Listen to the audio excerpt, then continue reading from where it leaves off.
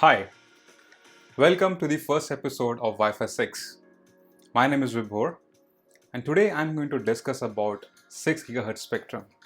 The reason for launching this video today is very important and I explain you in the middle of this episode. Now, in case you might be wondering what 6 GHz spectrum is all about, let me first explain you what Wi-Fi is all about. Every one of us has phones and we connect our phones either via data or Wi-Fi. Now, if in case we connect our phones with data called cellular technologies, let's see how it looks like. Now this is the icon when we connect to mobile data. And if you could see, currently it's connecting to 4G. When data gets used, we have to pay service providers. They charge from us. And you might have heard about the terms called 3G, 4G. Now, in this same generation, the next generation would be 5G. When it comes to Wi-Fi, let's see when we connect our Wi-Fi how it looks like. Now, this is the icon when we connect to Wi-Fi. And if you could see, I'm currently connected to 2.4 GHz. Now, Wi-Fi is an unlicensed band, which means vendors don't have to pay for the spectrum. Now, there are two different frequencies which we are currently using. One is 2.4 GHz and one is 5 GHz frequencies. So now the question comes, why do we need it? Why do we need another spectrum? Why do we need 6 GHz? Well, let me ask you this. Few years back, we have single lane highways. Then we get double lane highways, 4-lane highways, and now 8-lane highways, and we call it super lane highways. What was the need of that? Why we need that infrastructure? Why we need 8-lane highways?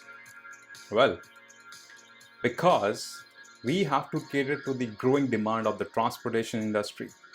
We wanted good performance on vehicles, we wanted good speed, and we wanted to save time. Now let me bring this analogy to Wi-Fi. Let's look around. Every one of us have at least 2 or more devices when you connect to Wi-Fi. Sometimes you have 2 phones, sometimes you have a phone and a laptop, and sometimes there will be many more devices as well. What if I tell you that as per the data, 3 billion chipsets are being shipped by Wi-Fi industry every year?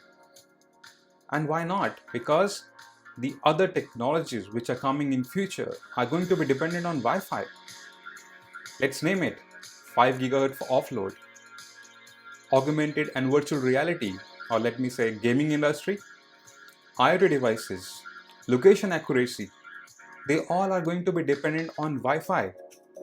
But do we have that bandwidth in Wi-Fi's current spectrum?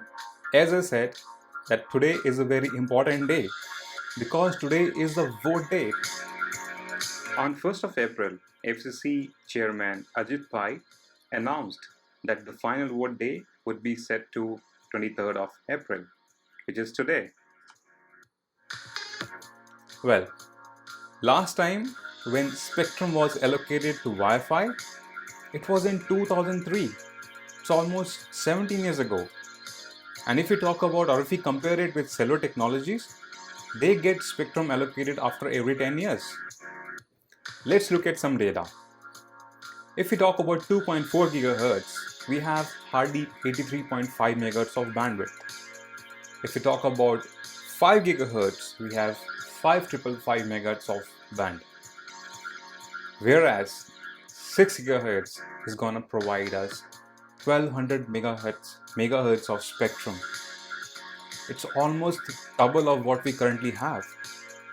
And if you look at the data, whatever the future technologies are going to come or cater to the Wi-Fi, currently the modern Wi-Fi is working at a fraction of its potential.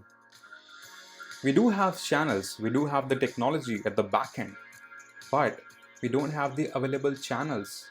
We don't have that spectrum that could cater that. Now in 2.4 gigahertz, we have 3 non-overlapping channels. And if we talk about 80 megahertz or 160 megahertz band, which we call channel bonding, we cannot use it in 2.4 gigahertz. If we talk about 5 gigahertz, we have very less channels available. Now let's see some data. Now, if we look at the data, we have 3 bands, 2.4 gigahertz, 5 gigahertz, and 6 gigahertz. In 20 megahertz channel, we have 3 channels in 2.4, 25 channels in 5 gigahertz, but we will get 59 channels in 6 gigahertz. Similarly, for 40 megahertz, 2.4 does not qualify. 5 gigahertz provides us 12 channels, and 6 gigahertz is going to provide us with 29 40 megahertz channels. And same way, if we check the 80 megahertz and 160 megahertz channels, then in 6 gigahertz, we almost get double the channels what we currently have. Once the 6 gigahertz spectrum gets allocated, let's understand what would be the channel plannings, how it would look like. In 5 gigahertz, we have Uni 1 band, Uni 2, Uni 2 extended, and Uni 3. After 6 gigahertz, we would have Uni 6, Uni 5, Uni 6, Uni 7, and Uni 8 bands.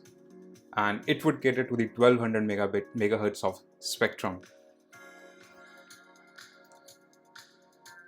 Now, if we talk about European standard, it will be catering towards 500 megahertz of spectrum. In Europe, the remaining spectrum is already used for other technologies.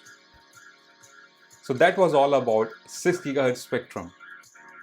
Hold on. As I mentioned, today is the vote day. Once we get a go-ahead, then probably there would be provisions which will take care for the allocation or for the other standardization of this draft. But just understand this thing, it will still take more than a year for 6 gigahertz spectrum to get fully operational. Okay, so that was all from my end. Thank you so much for watching, and I hope I would have added some value. Do leave your comments and feedback, and my next video would be about Wi-Fi 6. Thank you. Take care. Have a good day. Bye-bye.